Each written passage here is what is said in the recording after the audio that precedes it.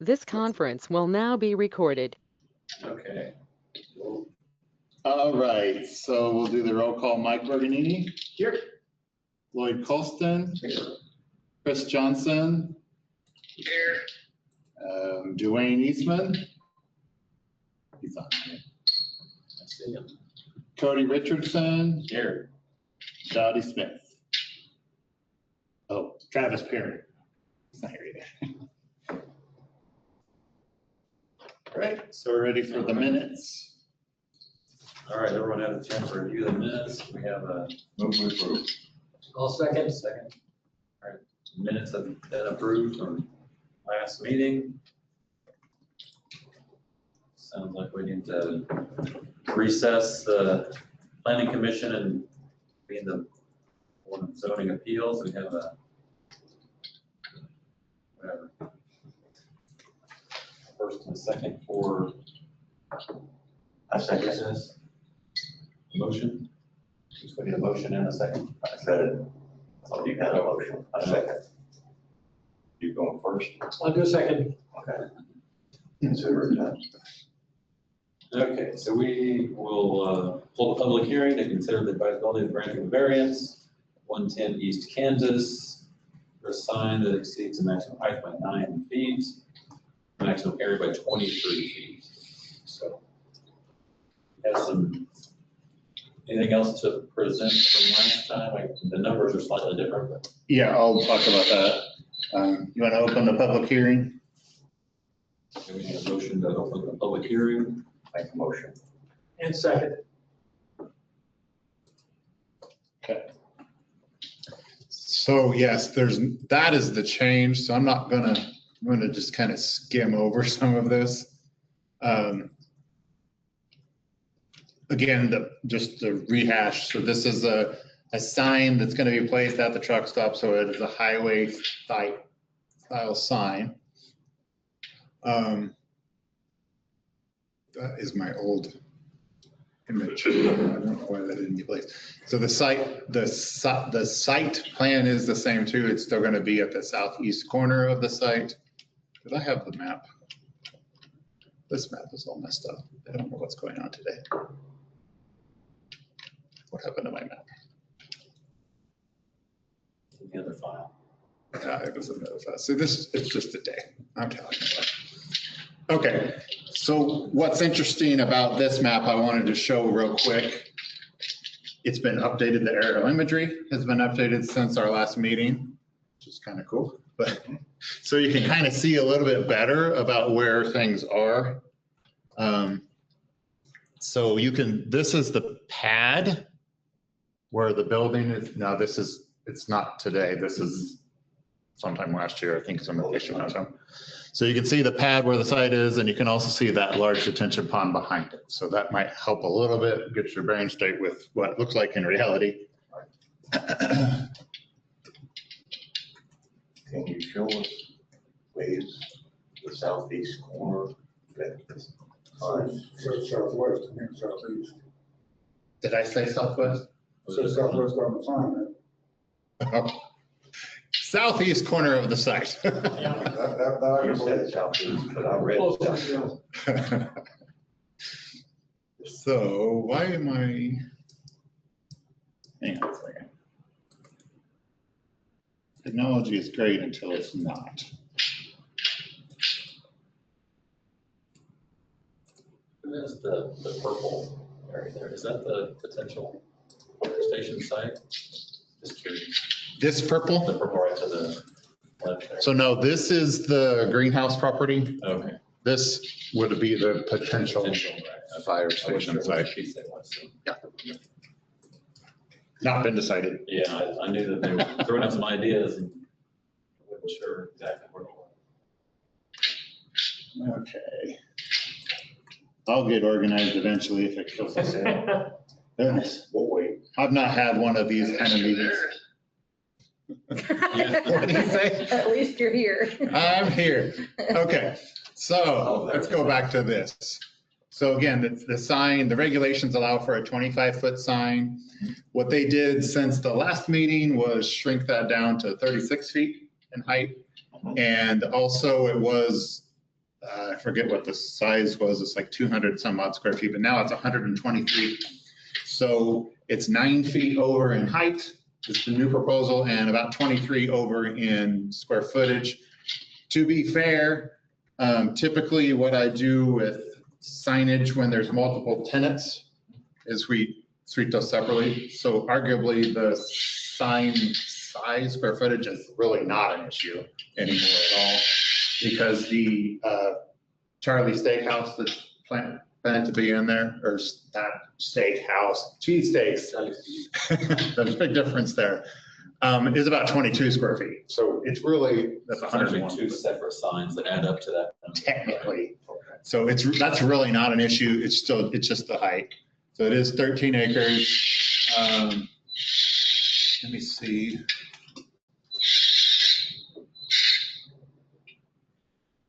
If I put that in there, maybe I just didn't get in there. I got it in this one here. I don't know why I didn't update that in there. We'll pull it up on here. This is the packet. We can't hear him anymore, so if he talks now. Or we could tell him to put it on mute, that he could should have put it on mute. No matter what. He can't speak. Can you hear us? He can hear us. Chris, can you hear us if I mute you? No. I couldn't hear you for a minute, but now I hear you. Okay. All right. Can you put us on mute? Yes. Oh, am I making too much noise? Yes. Oh, I'm sorry. You're good. Yeah, I can mute you. But when you muted me, I couldn't hear you. Okay. You guys are being really quiet. Okay. Okay, so here's what the sign actually looks like. So it's, again, 36 foot tall. So what's changed is the Phillips 66 is a little smaller. And this, they actually did something kind of cool here. This used to be 2 and now it's just 1 and it just flips back and forth. Okay. So this isn't 2 signs, it's actually showing that it looks different when it flips. Can you please show us the corner Corner. of which the poles will be located? Yeah, I did. I didn't see it. So it would be right here. Okay. My question related to that, since it's that far off the road, in the event of a storm, would that sign fall into the traffic way? And I'm thinking it's far enough away that it wouldn't. Yeah. Thank you. And it would also, has the east-west orientation, so I'm guessing that if it was to follow, it would follow either north or south. Okay. But maybe. Yeah, who knows, right? But honestly, yes. Yeah, it would be right in here. Okay.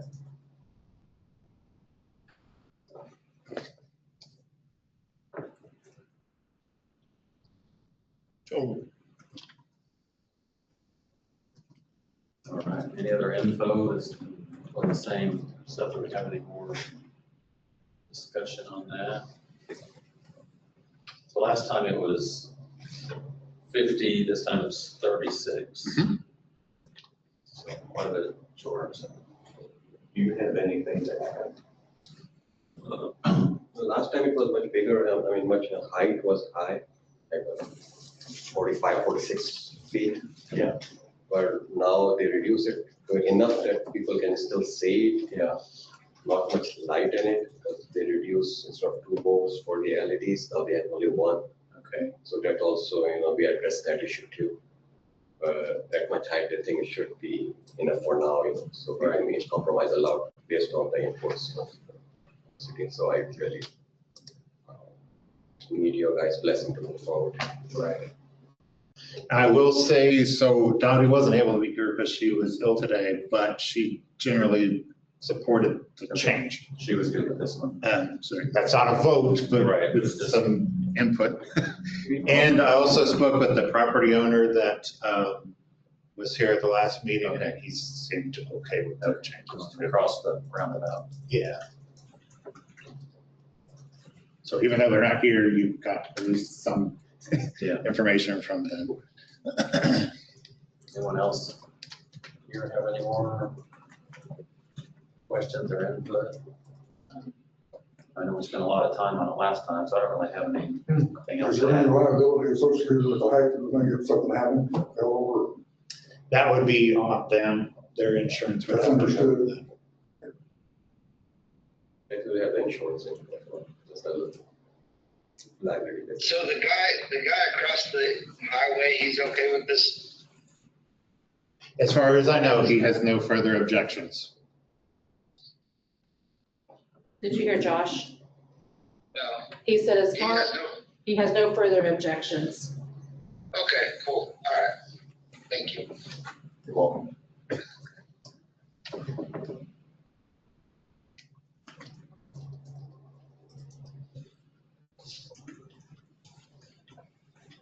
You need a motion.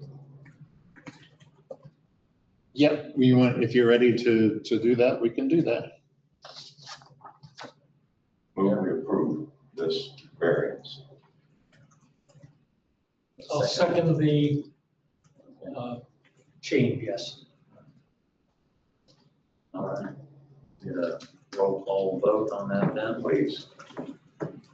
Okay, so Lloyd Colston, With reservations, yes. that's fair. Chris Johnson? Yes, Joanne Eastman? He did say yes, Thumbs up. which for some reason it's not coming through. Cody Richardson, Yes.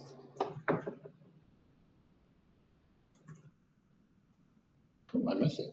1, 2, 3. Okay, yeah, we only need 4 votes. Okay, so that's passed. There you go. Thank you. Okay. So that's all we have then on the zoning appeals. Yes. Need a We motion need to adjourn and move to adjourn. In talking with Donnie, I brought another candidate for member of the board. Okay. This is Michael Puddin. He lives on 15th, just outside the city limits. Okay. Donnie likes him, I like him. He's a foreigner. Thank you, guys. Merry Christmas. Thank you. He's gonna give me a discount when I come out? I don't know what your routine is, if you make a motion to accept someone as a member or what. We do not have to do that unless you want to formally say something. Usually we have the mayor as the one that makes the decision and the city commission approves. Okay, so. So what we would need from you is just an application. Application. A physical home, It's online. go by City Hall and get one. Yeah, you can come to see me if you want to. It's at City Hall. That's fine. Okay. Where's your office? I'm up on the top floor. Okay. Planning up there, yeah. Yeah, we'll get that. Bottom floor's in the tail. No, I'm just kidding. Not anymore. Therefore, I'll make a motion, we adjourn. So we have to adjourn the Yeah, board of yeah. zoning appeals. Yeah, Oh, we'll contact. And I'll second. his- Teresa's got it covered. You made the motion earlier. Lloyd made the motion to adjourn the meeting at 5:54 PM, and I put Mike as the second. That works. The voice vote carried, so, Okay. and now, I promise we're more organized than this normally. All right, so we reconvene then the planning commission. Yeah. And we have an item to discuss there. Yes. Yes, so I actually have 2 different things on there. The first one is the one we want to at least have some discussion on. And that was I kind of wish Travis was here for this. That was for the regulations for the carports. And at that meeting, when we approved those, I know that Lloyd had some questions about, is it ADA? So I checked into ADA regulations. So technically ADA is not a concern for a private residence. Okay. However, fair housing is. Yes. So if we were to make it to where somebody could not safely access their home with our regulations, then that could potentially be an issue. So if, for instance, we would not allow them to put a ramp on the front of their house, that would be a violation of the Fair Housing Act. That would get us into some trouble. Usually what I do with ramps is we allow them in pretty much any situation, as long as they don't have a cover, because the cover is what triggers setback issues. So that's usually what that is. So when it comes to the cover, then it's not quite the same thing. Now, I did read a case where somebody was not allowed to cover their front entryway, and they actually did, the city did lose in that particular case. But for the most part, as long as the regulations are reasonable and would not cause unfairness to, I mean, I'm trying to carefully word that, then that would not be a violation there. Because we're still providing the reason. I did, speaking of that, because that was the case that came up last meeting. As far as I know, they are going to put it on the back. They figured out a way that would work. And I don't think they've done it yet, but I talked to that applicant recently, and she said that's kind of where they're going. And I wasn't trying to be difficult. I just want us to give reasonable accommodation. Yes. To anybody. Absolutely. Yeah. Case in point. Yeah, and the other thing is, like, when I have my public notice, I put it out there, I specifically say that we have to give reasonable accommodation to anybody that comes to attend this meeting. I've never, to this day, had anybody ever request anything. But there are certain instances, if we had to have a translator, if we needed somebody to sign language, if we have enough notice, we would do that. We would find a way to do that. Mm-hmm. We take our measures, we try to do what we can to make sure that we're compliant with all those different things. Thanks for deep diving into that.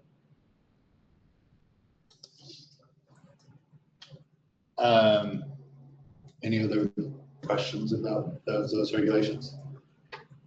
Before we adjourn, I have a comment.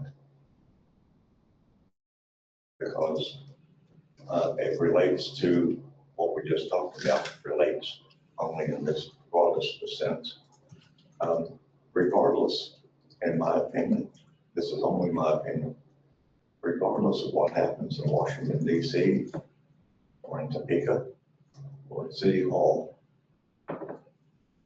we collectively have all taken the same oath that all those other people have taken.